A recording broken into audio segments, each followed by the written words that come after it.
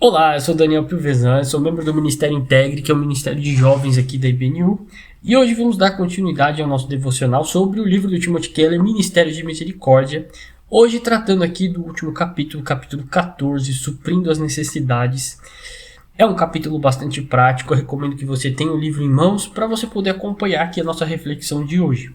Então, eu te convido também a dar uma olhadinha na nossa playlist aqui do canal, temos vídeos também, outros vídeos desse livro, que são os capítulos anteriores, e temos outros vídeos de outros livros do Timothy Keller que podem abençoar muito a sua vida, então não deixe de dar uma olhadinha aí no nosso canal, se inscrever, compartilhar para as pessoas aí do seu círculo. Bom, hoje vamos falar um pouquinho sobre aspectos práticos para a gente poder atender às necessidades das pessoas que o Ministério de Misericórdia em questão está buscando atender. Então, primeiro, a gente precisa fazer uma distinção entre falta de recurso e pobreza. Por quê? Porque existem situações diferentes da pessoa que passa necessidade. Tem pessoas que estão passando necessidade porque elas estão passando por um momento de opressão, seja porque o trabalho, o chefe delas, o patrão é uma pessoa complicada,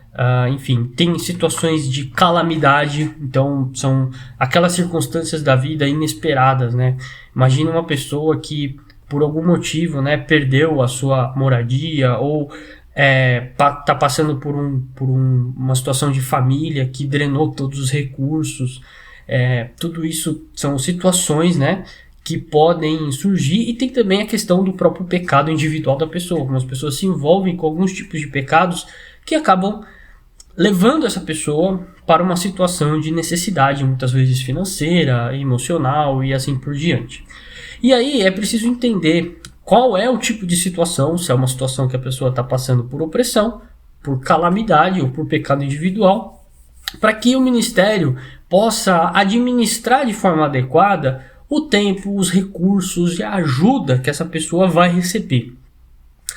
Além disso, uma segunda reflexão que o Timothy Keller faz no livro é com relação às exigências. Será que na hora de um ministério botar a mão na massa, se é que a gente pode dizer assim, ele pode fazer exigências do tipo: a gente só vai te ajudar se você fizer tal coisa, se você for para a igreja, se você fizer isso, fizer aquilo. Bom, para a gente poder estar bem alinhado nessa questão, para a gente poder ter um pensamento bíblico e adequado, a gente precisa lembrar que a graça é aquilo que nos motiva a exercer esse ministério de misericórdia. Nós só estamos aqui, nós só podemos estar aqui porque nós recebemos graça. E o que é que a graça nos ensina?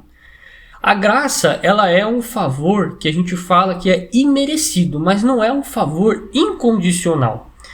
E isso tudo é um pouco complicado, né? O Timothy Keller, ele até gasta um certo tempo explicando essa questão, porque a graça, como um favor imerecido, ela nos alcança sem nenhum tipo de pré-requisito. Então, Deus não olha pra gente e fala assim: olha, eu vou te dar a graça porque você é assim ou porque você fez tal coisa.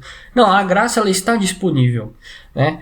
Mas a graça, ao mesmo tempo que ela está disponível, ela também demanda mudança, porque ela é administrada tanto para benefício da pessoa que é pecadora, porque Deus dispensa a sua graça em favor de nós pecadores, mas ao mesmo tempo a graça, ela é para a glória de Deus. Então a gente tem que ter tudo isso muito bem alinhado na nossa mente para a gente poder, então, responder essa pergunta se a gente deve ou não fazer exigências ou como que funcionaria esse tipo de situação.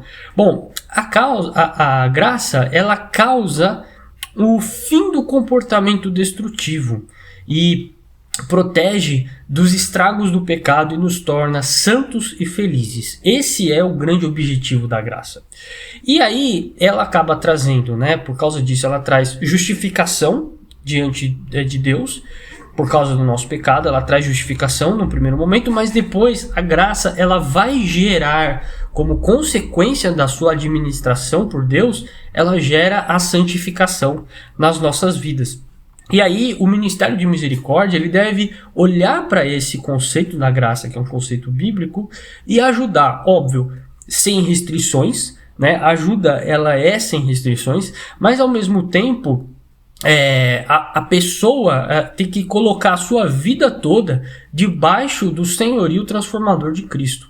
Então, o Ministério de Misericórdia é direcionado para essa finalidade, para que essa pessoa que está recebendo ajuda se coloque debaixo do senhorio de Cristo. Esse princípio que a gente está falando aqui, ele nos ensina duas coisas importantes. Primeiro, a gente tem que entrar na vida da pessoa, né, pedindo permissão para trabalhar em todos os aspectos da vida dela. No início, a gente não pode colocar muitas condições, porque assim, caso você ajude, né, e a pessoa volte pedindo mais ajuda, a gente deve entrar na vida dessa pessoa, deve olhar isso como uma oportunidade para entrar mais na vida dessa pessoa, explicando que a gente quer entrar ali para ajudá-la de forma mais completa, de forma mais adequada. Então, sempre buscando uma ajuda que não seja um paliativo, mas definitivo, né? Algo que seja definitivo. Então não adianta você só ficar sempre alimentando aquela necessidade. A necessidade, ela deve ser suprida, mas ao mesmo tempo deve se buscar uma forma de cessar essa necessidade, né? E aí algumas pessoas elas rejeitam, mas outras pessoas elas vão aceitar. E a pessoa que está recebendo essa ajuda, ela deve concordar em receber um aconselhamento, um treinamento profissional ou alguma coisa que desenvolva suas habilidades, justamente buscando cessar essa situação de necessidade, né? Uma segunda coisa importante que o Ministério de Misericórdia precisa ter em mente é que a misericórdia limita a misericórdia. O Timothy Keller explica isso de uma forma bastante interessante, porque em alguns casos a ajuda acaba só livrando a pessoa das consequências do seu comportamento equivocado. E se a gente começa a ajudar essa pessoa, na verdade, aquilo não se torna mais um ato de misericórdia, mas a gente está, na verdade, afundando mais a pessoa.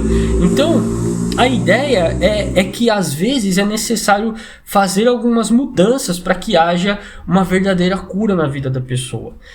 Por exemplo, se você está numa situação em que a pessoa está recebendo uma ajuda e você percebe que aquilo na verdade só está alimentando um pecado da pessoa, enfim, então você precisa cortar essa ajuda num primeiro momento para que a pessoa perceba que ela precisa de uma mudança mais radical, uma mudança mais abrangente na vida dela, para que essa necessidade ela desapareça por completo, para que a gente realmente possa ajudar essa pessoa a não só suprir a necessidade momentânea, mas a causa dessa necessidade. O que é que está levando essa pessoa a ter esse tipo de problema? A gente também tem que ter prioridade para ajudar aqueles que são os irmãos da fé, e isso nunca é uma decisão muito, muito fácil, mas quando a gente olha para uma situação de necessidade, a gente tem que dar prioridade para os irmãos da fé. Por quê? Justamente por causa do conceito da comunhão entre os irmãos, que é um conceito tão importante na Escritura, né? Além disso, quando a gente vai procurar, né, ajudar uma família, ajudar uma pessoa com necessidade, é necessário investigar algumas coisas. Primeiro, e aí o Timothy Keller ele dá uma listinha aqui, como se fosse um checklist mesmo, para que no momento que o Ministério de Misericórdia estiver administrando essa ajuda, para que possa haver ali uma reflexão boa por parte do Ministério, para que seja encontrada a melhor solução para acessar a necessidade daquela pessoa, daquela família, enfim.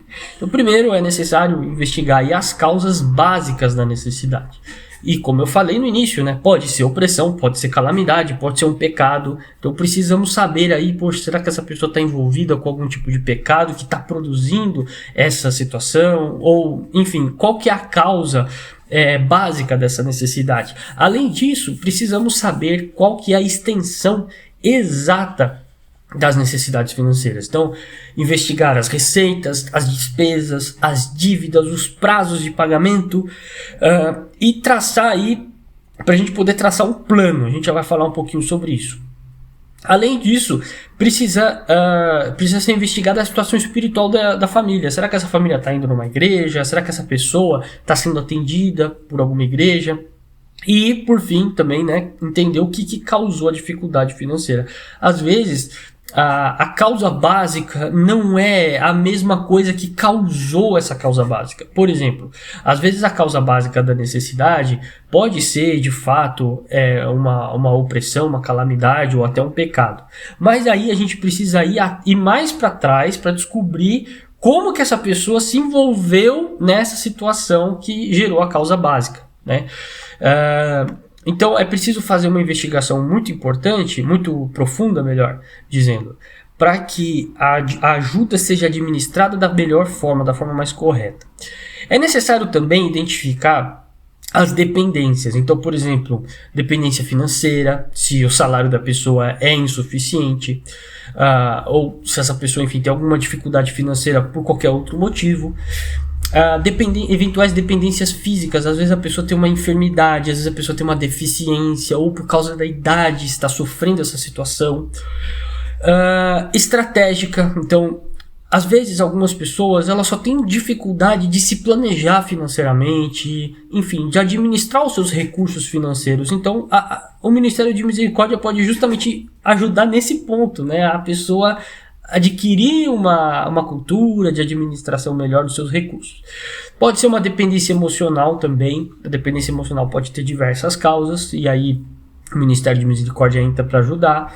Pode ser uma dependência relacionada à falta de qualificação para sobreviver no mercado de trabalho. Então imagina uma pessoa que não estudou, uma pessoa que tem alguma deficiência no próprio ensino da pessoa, no próprio estudo dela, que precisa ser complementada. Então, você pode ter essas dificuldades.